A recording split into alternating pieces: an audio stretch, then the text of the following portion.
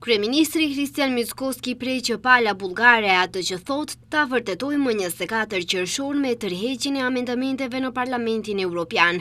Kështu Mickoski thot pas deklaratës së dijshme të presidentit bullgar Rumen Radev, i cili tha se shteti i tij nuk do t'i vendos kushte të reja RMV-s për antarësim në BE.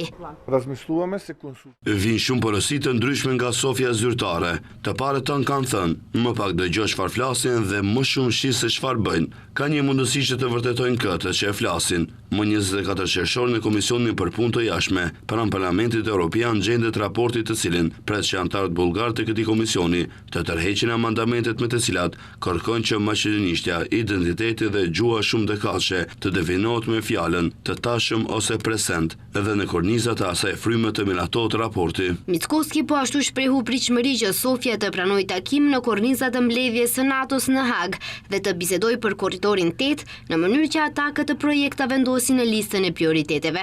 Gjatë samitit të dieshëm në Tiranë, presidenti bullgar Radev tha se Bullgaria asnjëherë nuk ka vendosur veto ndaj Maqedonisë së Veriut në rrugën e saj drejt Bashkimit Evropian, ndërsa shtoi se vendi ynë nuk ka mbështetje të mjaftueshme nga fqinjet e tjerë për antarësimin e saj në BE.